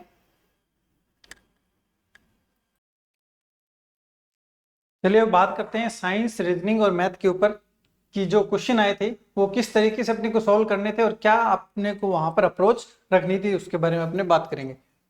देखो सबसे पहले क्वेश्चन है कि निम्न में से कौन से पादप समूह वनस्पति जगत के उभयचर होते हैं। देखो उभयचर का मतलब पता होना, देखो उभयचर, उभयचर का मतलब जो जल में और साथ ही साथ में स्थल, ठीक है, दोनों पर जो है वो निवास कर सकते हैं। मतलब उभयचर जीव किसको बोला जाता है, जैसे मगरमच्छ है वो जमीन पर भी चल सकता है, पानी में भी चल सकता है। मेंढक है जैसे पानी के अंदर भी रह सकता है, जमीन पर भी रह सकता है। तो वैसे ही ये पादप की बात कर रहे हैं कि जो पादप है, ठीक है, पादप की बात कर रहे हैं कि ऐसे पादप समूह जो वनस्पति जगत में उभयचर के रूप में जाने जाते हैं। अब ये तो देखो अपने को डायरेक्ट याद ही करना पड़ेगा, इसको बोला जाता है ब्रायोफाइटा, ठीक है। अब देखो कैसे याद कर सकते हैं, तरीका मैंने आपको बताया था कि जैसे जमीन के ऊपर रहने के लिए अपने पास में पावर होनी चाहिए कि जमीन के लोगों का अपने जो है वो अपोजिट जो है वो अपोज कर सके, ठीक है। अब इसके अंदर जमीन और पानी दोनों से क्या करना पड़ेगा, अपने को फाइट करनी पड़ेगी। मतलब पानी और जमीन दोनों से फाइट करना, मतलब ब्रायोफाइटा क्या करनी है, फाइट करनी है ब्रायोफाइटा। किस किस से, जो जमीन के ऊपर है रहने के लिए और पानी के अंदर रहने वाले जीवों से अपने को क्या करनी, फाइट करनी पड़ेगी। और दोनों चीजें कहाँ, जो दोनों चीजों में रहते हैं उनको बोला जाता है उभयचर। तो उभयचर से फाइट याद आना चाहिए, ब्रायोफाइटा, ठीक है।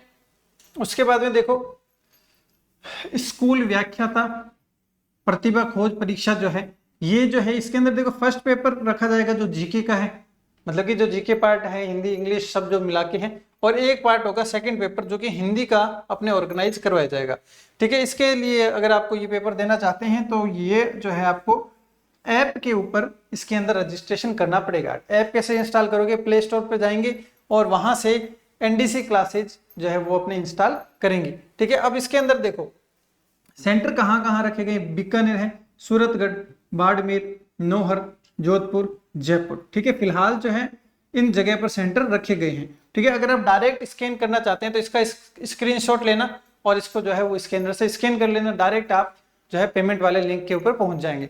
अब देखो रजिस्ट्रेशन करने के लिए आपको 99 रुपीज जो है वो यहाँ पर क्या करने, पे करने हैं, ठीक है। अब इसके अंदर प्राइस कितना जीत सकते हैं आप, तो 11,5100 और 2100 रुपए का प्राइस इसमें आप जीत सकते हैं। साथ ही साथ में 4 से लेकर 10 स्थान तक आने वाले प्रतिभागियों को क्या दिया जाएगा, नगद इनाम दिया जाएगा, ठीक है। और कोई भी दिक्कत हो तो आप इन नंबर्स पे कॉल भी कर सकते हैं, ठीक है। आप देखो स्कैन करना चाहते हैं तो यहाँ से डायरेक्ट एक स्क्रीनशॉट लेना, स्क्रीनशॉट लेकर इसको डायरेक्ट स्कैन के अंदर जाकर इसको स्कैन कर देना, डायरेक्ट पेमेंट लिंक पर आप पहुंच जाएंगे। अब देखो अब ये बहुत ही पॉपुलर क्वेश्चन है, साबुन के उत्पादन में सह उत्पाद है। साबुन जब बनाई जाती है तो उसके अंदर देखो सह उत्पाद के रूप में क्या निकलता है, तो वो निकलता है ग्लिसरॉल। अब देखो ये ग्लिसरॉल होता क्या है, देखो आपने पियर्स साबुन देखी होगी जो एकदम ट्रांसपेरेंट होती है, ठीक है।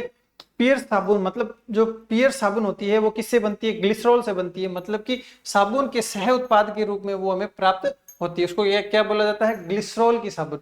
अगर आपको ये चीज अच्छे से याद करनी है ना तो एक बार पियर्स जो साबुन होती है या तो वो लेना, उसका डब्बे पे देखना, उस पर लिखा हुआ होता है ग्लिसरॉल। साथ ही साथ में अगर वो नहीं अवेलेबल है तो आप गूगल के ऊपर जैसे सर्च करके देखेंगे तो भी उसके बॉक्स के ऊपर जो है अपने को यहाँ पर ग्लिसरॉल जो है वो अपने को यहाँ पर लिखा हुआ दिखाई देता है। ठीक है, इससे क्या होता है, जो चीजें सामने होती है वो चीजें ज्यादा अच्छे से याद होती है। तो ये जो है वो इस तरीके से आप देख सकते हैं। अब देखो जीन अभियांत्रिकी संबंधित है। जीन अभियांत्रिकी, कुछ टाइम पहले मैंने आपको बताया था अभियांत्रिकी का मतलब होता है इंजीनियरिंग करना, मतलब इंजीनियरिंग जो होता है वो अभियांत्रिकी का मतलब होता है। ठीक है, तो अब देखो इंजीनियरिंग के अंदर क्या होता है कि नई नई चीजों के साथ में जो है वो क्या किया जाता है, नए नए प्रयोग किए जाते हैं और कुछ नया जो है वो तैयार किया जाता है, वो तो होता है इंजीनियरिंग के अंदर। लेकिन जीन अभियांत्रिकी मतलब जीन से संबंधित इंजीनियरिंग, मतलब जीन्स के जो है उनके अंदर क्या किया जाएगा, जीन्स के न्यूक्लिक अम्लों के अंदर क्या किया जाएगा, उनके साथ में छेड़छाड़ की जाएगी और कुछ नया प्रयोग उसके साथ में किया जाएगा। तो देखो न्यूक्लिक अम्लों में परिवर्तन, कार्बनिक अम्लों में परिवर्तन, कार्बोहाइड्रेट में परिवर्तन और लिपिड में परिवर्तन। तो देखो जीन अभियांत्रिकी के अंदर क्या होता है, न्यूक्लिक अम्लों के अंदर परिवर्तन किया जाता है। ठीक है, ये अपने को याद रखना है। अब इनमें कंफ्यूज नहीं होना। देखो कार्बोहाइड्रेट होता है, जो हम खाना खाते हैं उसको कार्बोहाइड्रेट बोला जाता है, ये कार्बन से बने हुए अम्लों से संबंधित है। तो अपने को प्रोटीन की तरफ जाना, न्यूक्लिक अम्लों में परिवर्तन से संबंधित। ठीक है, तो थर्ड ऑप्शन करेक्ट हो जाएगा। अब देखो ये क्वेश्चन भी आया हुआ क्वेश्चन है और पेपर में आया हुआ क्वेश्चन है। ठीक है, अब देखो एक मोर सांप खाता है जो पादपों पर पनप रहे कीटों का भक्षण करता है। ठीक है, अब देखो मोर है, ये सांप खाता है। देखो यहां पर आएगा मोर, एक मोर बहुत सारे सांप खाएगा, तो ये लो बहुत सारे सांप बना दिए मैंने। ठीक है, अब ये सांप है, एक सांप बहुत सारे चूहे खाएगा, ये लो बहुत सारे चूहे यहां पर बना दिए। ठीक है, अब ये चूहे छोटे छोटे जो पेड़ पौधे हो जाते हैं उनको खा लेते हैं, तो ये इस तरीके से बन जाएगा। तो देखो ऊपर एक फिर नीचे ज्यादा बढ़ते जा रहे हैं, इसका मतलब देखो किस तरीके का बनेगा, इस तरीके का पिरामिड जो है वो यहाँ पर तैयार होगा। अब बताओ मोर क्या है इसके अंदर, मोर जो है खाद स्तूप के शीर्ष के ऊपर होता है। क्या होता है, खाद स्तूप के शीर्ष के ऊपर ये पाया जाता है। तो ये याद होना चाहिए अपने को। प्रकाश का वेग अधिकतम होता है, मतलब अपने को क्या निकालना है कि प्रकाश का वेग निकालना है। तो ये याद रखने वाली चीज है, प्रकाश का वेग होता है निर्वात के अंदर अधिकतम। ठीक है, निर्वात देखो क्या होता है, देखो वो जगह होती है जहां पर कोई भी माध्यम नहीं होता, ना वहां पर हवा होती है, ना पानी होती है, ना कोई और गैस होती है, कुछ भी वहां पर नहीं होता, मतलब वहां पर सांस लेना ही पॉसिबल नहीं है। तो वहां पर प्रकाश का वेग जो होता है वो सर्वाधिक होता है। ठीक है, ये चीज अपने को याद रखनी है। देखो ये याद करवाया हुआ क्वेश्चन है, डीडीटी के व्यावसायिक उत्पादन में कच्चे माल उपयोग में लिए जाते हैं। मतलब डीडीटी जो बनाया जाता है वो कैसे बनाया जाता है, ये याद करवाया था। ठीक है, तो और ये देखो ये क्लोरो क्लोरल से याद करवाया था, क्लोरो क्लोरल मतलब क्लोरो बेंजीन और क्लोरल, ये दोनों याद रखने। ठीक है, क्लोरल और क्लोरो दोनों याद रखने, थर्ड ऑप्शन।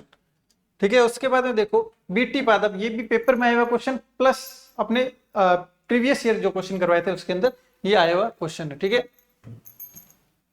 अब देखो बीटी पादप में बीटी का मतलब है, ठीक है, बीटी का मतलब देखो बैसिलस यूरेजेंथेसिस, बैसिलस यूरेजेंथेसिस जो है वो इसका मतलब होता है। ठीक है, तो 23 के अंदर सेकंड ऑप्शन। अब देखो यहाँ पर भारत प्रौद्योगिकी, वनस्पति प्रौद्योगिकी, जीव प्रौद्योगिकी, इससे कोई भी जो है यहाँ पर कोई संबंध नहीं है कि बीटी का देखो फुल फॉर्म है ये। ठीक है, बीटी का जो है वो फुल फॉर्म हम इसको बोल सकते हैं। ठीक है, तो देखो बी से बैसिलस, बस इससे अपने को यहाँ पर याद रखना है। ठीक है,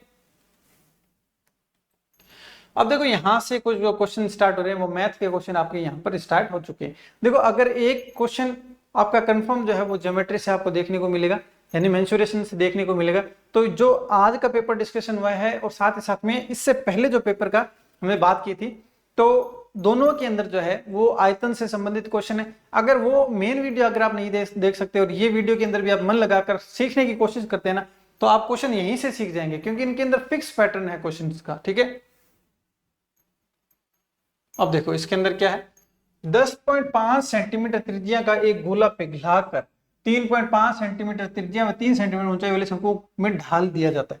देखो पेपर में जो क्वेश्चन मैं कंफर्म बता देता हूं, ये ढालने वाला क्वेश्चन आएगा कि इतना आयतन था, इस आयतन का गोला था इतने आयतन का और इसका शंकु बना दिया। तो ऐसे कंडीशन के लिए आपके पास में शर्त है कि आपको जो है वो सूत्र याद होने जरूरी है। किसके, आयतन के सूत्र याद होने जरूरी है।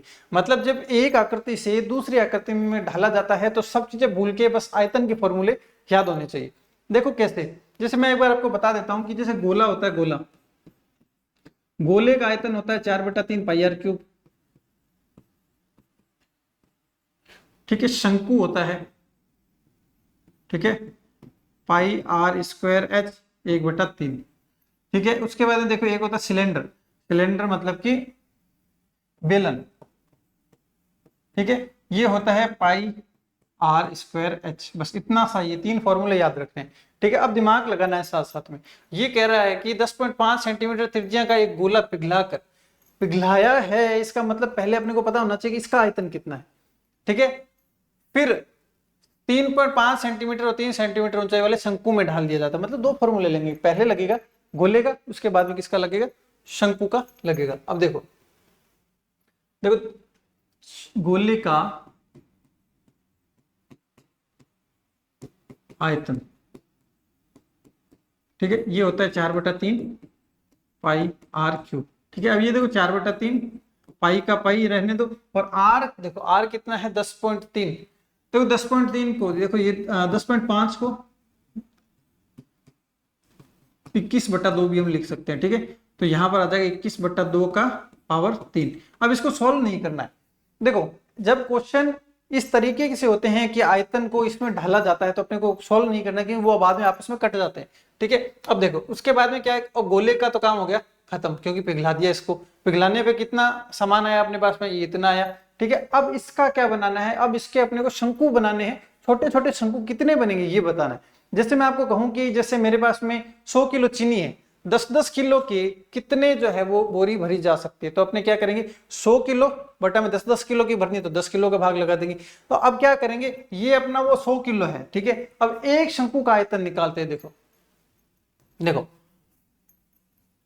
हाँ, शंकुओं में डाला था। देखो शंकु का आयतन, शंकु का आयतन, ठीक है, ये होता है अपना 1/3 पाई आर स्क्वायर। ठीक है, आर स्क्वायर मतलब ये 7/2 का स्क्वायर। कैसे लिखा, देखो 3.5 है, पॉइंट हटाएंगे, बटा 10 लगेगा, 5 दूनी 10, 5 7 35, तो 7/2। और एच भी साथ में लिखना है। देखो ऊंचाई कितनी है, 3, ऊंचाई अपनी 3।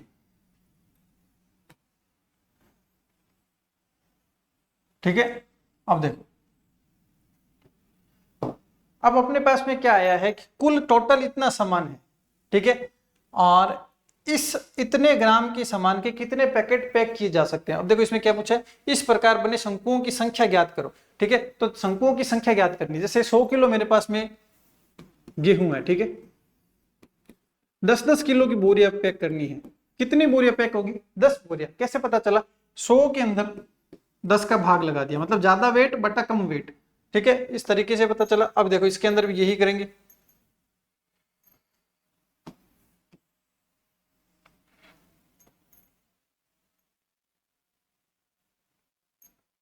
अब देखो ज्यादा वेट ये है, तो ये लिखो, देखो 4/3 पाई 21/2, 21/2 और 21/2। बटा में क्या है, 1/3 पाई 7/2, 7/2 और 3। ठीक है, अब देखो, अब इसको काटना है अपने को। ठीक है, तो देखो इसको, देखो और अच्छे तरीके से अगर आप लिखना चाहते हैं ना, देखो ये ऊपर वाली संख्या 4 पाई 21, 21 और 21। ठीक है, बटा में 3, 2, 2 और 2। और देखो ये वाली संख्या जो होती है, ये दोनों एक साथ में आ जाती है। तो ये देखो यहाँ पर पाई गुणा 7 गुणा 7 गुणा 3, और ये नीचे वाला ऊपर आ जाता है, 2, 2 और 3। अब देखो इसको काटना है। ठीक है, देखो कैसे काटेंगे, देखो 3 से 3 कट गया, 7 एकम 7, 7 ये 21, 7 एकम 7, 7 ये 21। ठीक है, पाई से पाई कट गया।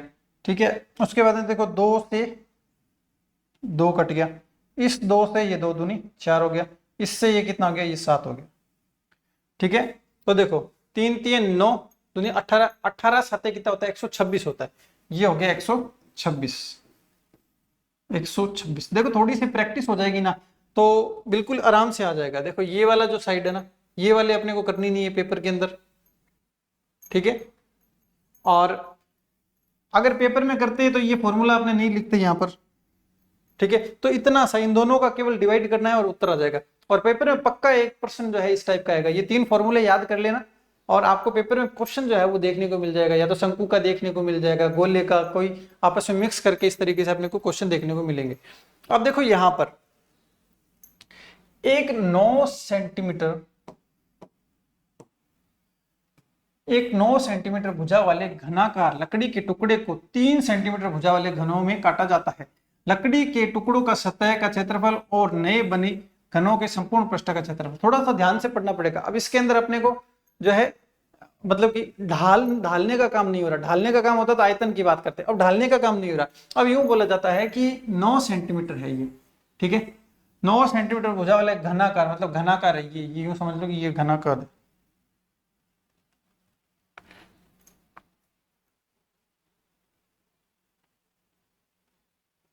ठीक है, इस तरीके से देखो ये वाली इसकी आकृति है, ठीक है। अब ये 9 सेंटीमीटर है, ये है 9 सेंटीमीटर और ये भी है 9 सेंटीमीटर। 3-3 सेंटीमीटर पे काटा जाता है, ठीक है। इस तरीके से काट देते हैं, ठीक है, इस तरीके से काट देते हैं, ठीक है। अब देखो काटा जाता है तो लकड़ी के टुकड़े का क्षेत्रफल, मतलब इस लकड़ी के पूरे टुकड़े का क्षेत्रफल और नए बने घनों के संपूर्ण पृष्ठ का क्षेत्रफल। सबसे पहले तो देखो यहां पर जब टुकड़े हो जाएंगे तो कितने टुकड़े होंगे। देखो पहले यहां पर इसका आयतन कितना था, मतलब घन का आयतन, देखो घन का आयतन a क्यूब होता है, ठीक है। तो ये देखो a क्यूब मतलब 9 × 9 × 9। अब टुकड़े करने हैं 3-3 सेंटीमीटर के, तो देखो 3 × 3 × 3, तो ये देखो 3 × 3 3 3 9, टोटल 27 जो है वो टुकड़े यहां पर बनेंगे। अभी ये चीज नहीं समझ में आई ना, तो रीजनिंग के अंदर मैंने आपको बताया था कि जब छोटे टुकड़े करते हैं ना, जब छोटे टुकड़े करते हैं तो सबसे पहले ऊपर लिखते हैं बड़ा वाला टुकड़ा, उसके बाद में लिखते हैं छोटा वाला टुकड़ा और उसका कर देते हैं क्यूब। तो ये लो 3 × 9 = 27, 27 टुकड़े इसके बनेंगे, 27 टुकड़े इसके बनेंगे। अब देखो अब अपने को क्या बोला गया है, इसके अंदर ये पूछा है कि लकड़ी के टुकड़े का सतह का पृष्ठीय क्षेत्रफल, मतलब पहले इसका सतह का पृष्ठीय क्षेत्रफल निकालना है, ठीक है। तो इसका पृष्ठीय क्षेत्रफल का सूत्र होता है 6 × a², तो 6 × a का मतलब 9 × 9। अब दूसरा अनुपात किसे निकालना है, घनों के संपूर्ण क्षेत्रफल, छोटे छोटे जो टुकड़े किए उनके संपूर्ण क्षेत्रफल लिखना है। देखो संपूर्ण क्षेत्रफल का मतलब क्या हो गया, यहां पर भी 6a² ही लिखेंगे, लेकिन कितने टुकड़े टोटल मिलाकर 27 टुकड़े, ठीक है, 27 टुकड़े। अब a कितना है, यहाँ पर 3 है, a अपना कितना हो जाएगा 3 हो जाएगा, तो 3 × 3, तो 3 × 9, ठीक है। उसके बाद 6 से 6 गया, 9 × 9 9 × 27, तो 1/3। देखो ये वाला जैसा क्वेश्चन है तो ये तो प्रैक्टिस के साथ में ही अपने को समझ में आएगा, ठीक है। लेकिन कंफर्म जो क्वेश्चन आने वाला है वो पीछे वाले टाइप का क्वेश्चन आपको कंफर्म पेपर में देखने को मिलेगा, हर बार देखने को मिलता है। और अभी जो संस्कृत डिपार्टमेंट का पेपर हुआ था उसके अंदर भी 3 क्वेश्चन पूछे गए थे यहाँ से, ठीक है, 3 क्वेश्चन एक ही जैसे, ठीक है। अब ये वाला क्वेश्चन अपने को छोड़ना है, ठीक है, ये वाला क्वेश्चन अपने जो है वो इंपॉर्टेंट अपने लिए नहीं है, ठीक है, क्योंकि इसके अंदर हेक्टेयर के अंदर चल रहा है, ऐसा कुछ जो है अपने को पेपर के अंदर नहीं पूछा जाता। अब देखो यहाँ पर एक एवरेज का क्वेश्चन है, ठीक है। एवरेज देखो जनरली वैसे एवरेज हमारे सिलेबस में नहीं है, लेकिन माध्यम अधिका के अंदर जो है उसके अंदर जो है वो एवरेज के क्वेश्चन कई बार आ जाते हैं, तो उसके अकॉर्डिंग इसमें रखा गया है। देखो इसके 2 तरीके हैं, एक तो हम मौखिक कर सकते हैं अपनी समझदारी से, वो तरीका बताता हूँ। देखो एक विद्यालय में 25 अध्यापक थे, उनकी आयु का औसत 30 वर्ष था। उसी समय एक अध्यापक जिसकी आयु 60 वर्ष थी सेवानिवृत्त हुआ और नए अध्यापक की नियुक्ति हुई। नियुक्ति के फलस्वरूप 1 वर्ष जो है औसत आयु कम हो, औसत आयु 1 वर्ष कम होगी। देखो औसत आयु कम होने का मतलब हर इंसान में से एक कम हुआ है, हर इंसान में से एक कम हुआ है। और औसत कम होने का मतलब क्या है कि इस बार जो आदमी आया था ना उसकी एज कम थी, क्या थी, एज कम थी, ठीक है। अब जैसे मान लो कि हर इंसान के पास में 10 10 10 10, ठीक है, इतने रुपए थे, ठीक है। अब देखो 10 की जगह मान लो यहां पर मैंने एक 10 चला गया, ठीक है, तो अब ये 10 जो है वो सभी में से कम होंगे, ठीक है। अब देखो इस क्वेश्चन को देखो, 25 अध्यापक थे और 30 वर्ष इसका औसत था। अब देखो औसत 1 वर्ष कम हो गया है, मतलब हर इंसान की आयु में से 1-1 वर्ष कम हो जाएगा। तो 25 जने थे, मतलब कि 25 वर्ष कम कर दो, मतलब कि जो पहले वाले शिक्षक की आयु थी उससे 25 वर्ष कम का आदमी यहाँ पर आया है। तो पहले वाले की कितनी थी? 60 साल। तो 25 कम कर दो, 35 साल। उत्तर आएगा सीधा, कोई दिक्कत वाली बात नहीं। होता क्या है, औसत के अंदर यूं होता है कि औसत बढ़ता है तो हर इंसान के अकाउंट में उतना उतना ट्रांसफर किया जाता है। जैसे मान लो यहाँ पर औसत 1-1 बढ़ता तो हर इंसान की उम्र में 1-1 वर्ष बढ़ जाता, तो यहाँ पर 31 वर्ष हो जाता, और हर इंसान की पर्टिकुलर जो है एज है ना 31 हो जाती। अभी ये कम हुआ है तो हर इंसान में से 1-1 कम होगा, और हर इंसान, टोटल इंसान कितने हैं? 25। तो 25 के अकाउंट से जो है 1-1 वर्ष की उम्र कम हुई है। इसका मतलब पहले जितनी एज थी उससे 25 साल कम वाला व्यक्ति आया है, इसलिए यहां पर क्या आ जाएगा? 35 जो है यहाँ पर उत्तर आ जाएगा। अब देखो, अब है रीजनिंग के ब्लड रिलेशन के क्वेश्चन है। देखो, एक्स ने एक चित्र की ओर इशारा करते हुए कहा कि इसकी माँ, देखो एक्स जो है इसने एक चित्र की तरफ इशारा करते हुए कहा कि इसकी माता जो है, इसकी माता जो है मेरे पिता की, इसके पिता के पुत्र की पत्नी, इसके पिता के पुत्र यही हो गया की पत्नी है।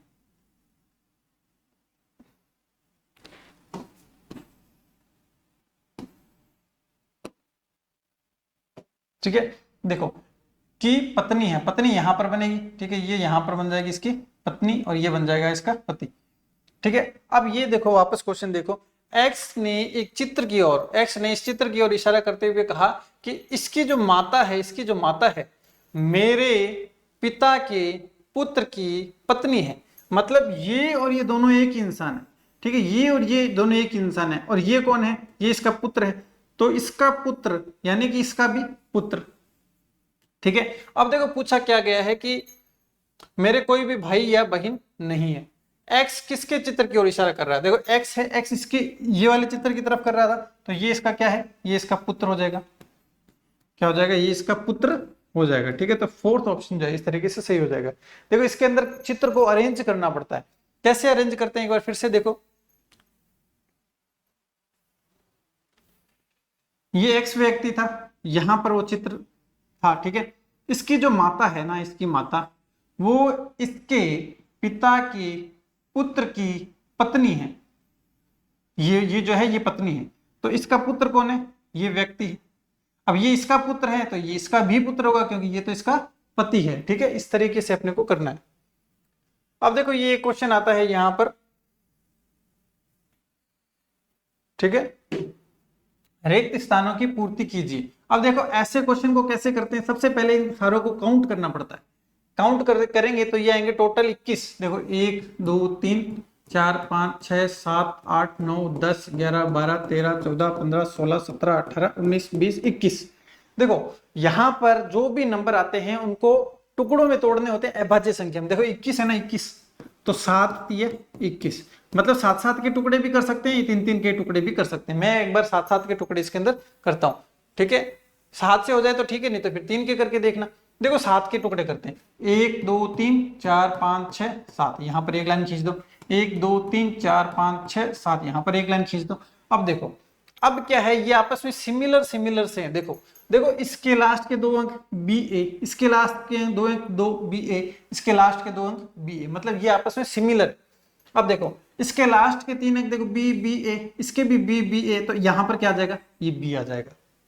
समझ गए बात? अब देखो इसके अंदर स्टार्टिंग का ए है, इसके अंदर भी स्टार्टिंग का ए है, इसके अंदर स्टार्टिंग का फिर क्या होना चाहिए? यहां पर भी ए होना चाहिए। ठीक है, समझ गए बात? अब देखो उसके बाद में यहां पर 1 2 3 4 नंबर पे अपने को ढूंढना है। 1 2 3, देखो 1 2 3 4, तो यहां पर सी आ जाएगा। अब देखो यहां पर 1 2 तीसरा देखना, तो 1 2 3 तीसरा बी, क्योंकि ये चलते हैं आपस में सिमिलर, तो C B A B, first option जो है ये अपना सही हो जाएगा। ठीक है, अब यही अपने क्या करते मतलब 3 से करके देखते तो ये नहीं आता। ठीक है, क्योंकि 3 से सिमिलरिटी नहीं बनती, मतलब यहां पर जो सिमिलरिटी यहां पर बनी है वो अपने को उसके अंदर देखने को नहीं मिलती। अपने को क्या करना, सबसे पहले ये डिजिट काउंट करने हैं रिक्त स्थान के साथ में, फिर उनके टुकड़े करने हैं अभाज्य संख्या के अंदर। अभाज्य मतलब जैसे मान लो 12 हो जाता, तो हालांकि 4 × 3 करते 4 अभाज्य नहीं है, लेकिन पास पास में जो आने वाले अंक होते हैं उनके अपने को टुकड़े करने की, गुणा करने पर ये वापस आ जाते। तो 4 के टुकड़े करके देखते और बना के देखते, सिमिलरिटी बन जाती। फिर 3 के करके देखते तो सिमिलरिटी बन जाती। ठीक है, तो जिससे सिमिलरिटी बने उससे अपना उत्तर आ जाएगा। अब देखो एक ये क्वेश्चन है, 6 क्यूब 3 की पावर 14, 11 की पावर 7, 65 की पावर 4 में अभाज्य गुणनखंडों की संख्या है। क्या बताना है? अभाज्य गुणनखंडों की संख्या है। तो ये सबसे पहली क्लास ली थी आज से 1 साल पहले, जिसके अंदर नंबर सिस्टम मैंने आपको करवाया था। उसके अंदर मैंने आपको बताया था जब भी आपको अभाज्य गुणनखंडों की संख्या पूछे तो सबसे पहले इनको अभाज्य बनाओ और उनकी पावर्स को जोड़ लो। देखो 6 अभाज्य नहीं है तो इसको 3 × 2 लिख देते हैं, और पावर में जो है वो वैसा का वैसा 3। ठीक है, 3 की पावर 14 अभाज्य है, ठीक है, पड़ा रहने दो। अब देखो 11 की पावर 7 ये भी अभाज्य है, पड़ा रहने दो। अब देखो 65 है तो 13 × 5 = 65, और पावर में जो है वो पड़ा रहने दो। चेंज क्यों किया? क्योंकि अभाज्य बनाना है, पूछा ही अभाज्य गुणनखंड गया है। ठीक है, अब देखो 3 की पावर 3 और 2 की पावर 3, 3 की पावर 14, 11 की पावर 7, 13 की पावर 4 और 5 की पावर 4। अब देखो ये इनका प्रॉपर्टी इनको अलग अलग दे दिया, 13 का 4 दे दिया, 5 को भी 4 दे दिया, 11 को 7 वो इनका मिला हुआ था, 2 की पावर 3 और 3 की पावर 3 इनको सेपरेट इनकी पावर दे दी। अब देखो ये सारे के सारे अभाज्य संख्याएं बन चुकी है, तो इनको जोड़ लो, पावर्स जोड़ लो, अब आ जाएंगे 3 3 6 14 20 7 27 27 और 8 30, 27 और 8 हो जाए 35। तो ये जो तरीका है, और पेपर में इस टाइप के क्वेश्चन अपने नंबर सिस्टम से पूछे जाते हैं। 1-2 क्वेश्चन जो आते हैं उनमें से एक क्वेश्चन जो है वो इस टाइप का क्वेश्चन पक्का आपको पेपर में देखने को मिलेगा। ठीक है, अब देखो एक ये इजी सा क्वेश्चन है, फिर से वही बात, फॉर्मूला याद है तो ये क्वेश्चन फिर से कर दोगे। ठीक है, अब देखो इसमें क्या है, 2 सेंटीमीटर त्रिज्या एवं 3 सेंटीमीटर ऊंचाई वाले एक लंबवर्तीय बेलन, तो मतलब बेलन का फॉर्मूला अपने को आना चाहिए। ठीक है, उसके बाद में देखो 2 सेंटीमीटर आधार की त्रिज्या और 3 सेंटीमीटर की ऊंचाई वाला शंकु, मतलब एक शंकु का और एक बेलन का, ये दोनों अपने को जो फॉर्मूले आने चाहिए। आयतन बताना है, दोनों का अंतर बताना है। मतलब देखो अपने को क्या करना है कि एक बेलन दिया गया है, उस बेलन में से शंकु को काट दिया मतलब घटा दिया तो अपने भी घटा देते हैं। देखो पहले लिखते हैं बेलन का क्षेत्रफल, क्षेत्रफल नहीं आयतन, ठीक है, माइनस शंकु का आयतन। अगर क्वेश्चन पढ़ेंगे तो समझ में आएगा कि शंकु हटा दिया जाता मतलब उतना जो है मटेरियल वो वहां से हटा दिया जाता है। तो शंकु बेलन का आयतन होता है देखो 1 पाई r स्क्वायर h, शंकु का होता है 1/3 पाई r स्क्वायर h। ठीक है, अब देखो यहां पर क्या है, 2 सेंटीमीटर त्रिज्या, तो पाई वैसा का वैसा 2 सेंटीमीटर की जगह 2 का स्क्वायर, और h कितना है, h है 3, माइनस 1/3 पाई वैसा का वैसा, और r कितना है, देखो r 2 सेंटीमीटर, ये 2 सेंटीमीटर का स्क्वायर, और h 3 सेंटीमीटर का स्क्वायर। ठीक है, अब देखो 3 से 3 कट गया, कितना बच गया 4, तो 4 पाई यहां पर बच गया। यहां पर देखो 2 का स्क्वायर 4, 4 थी 12, 12 पाई, तो टोटल मिला के कितना आ जाएगा, यहाँ पर 8 पाई अपना आ जाएगा, 8 पाई। देखो ज्यादा हार्ड वाली कोई बात नहीं थी, आराम से इसको कर सकते हैं। अब देखो कई बार अपने शंकु पढ़ते हैं, यहाँ पर लंबवर्ती शंकु लिखा हुआ आ जाता है, तो अपने को टेंशन लेने की जरूरत नहीं है कि ये क्या हो गया। लंबवर्ती शंकु का भी वही सब तरीका है जो शंकु का है, तो इसमें कुछ भी अलग नहीं है। अब देखो एक ये क्वेश्चन है बहुपद का, यदि बहुपद 2x की पावर 4 1x की पावर 3 -75 a को x से विभाजित करने पर शेष 150 आता है, तो a का मान बताना। ठीक है, देखो शेष आ रहा है, इसका मतलब उसके अंदर उतने ज्यादा है। अगर वो चीज मैं घटा दूं तो उसमें कोई भी शेष नहीं बचेगा, मतलब शेष 0 हो जाएगा। मतलब शेषफल यही तो है, देखो -75a बच रहा है, उसमें से अगर मैं 150 शेषफल है, इसका मतलब 150 में घटा दूं तो अब शेषफल कुछ नहीं बचेगा, अब शेषफल 0 हो जाएगा। तो देखो -75a बराबर 150 इधर आ जाएगा तो 150 हो जाएगा, तो a बराबर कितना हो जाएगा, तो 175 बटा 150 बटा 75, यहाँ पर माइनस का 75 कम 75, 75 दूनी 150, तो a की वैल्यू देखो क्या आ जाएगी, -a की वैल्यू 2, तो a की वैल्यू -2। देखो कुछ चीजें तो ऐसी है जो थोड़ा बहुत पढ़ा हुआ होएगा तो ही समझ में आएगा, लेकिन फिर भी ना से तो कुछ क्वेश्चन जो समझ में आ रहे हैं वही बेहतर है। ठीक है, अब देखो ये जो है अपने क्वेश्चन जो है वो कंप्लीट हो चुके हैं। ठीक है, तो ये पेपर भी अपना जो है वो सॉल्यूशन कंप्लीट हो चुका है। ठीक है, अब मिलते हैं नेक्स्ट वीडियो में, तब तक के लिए धन्यवाद।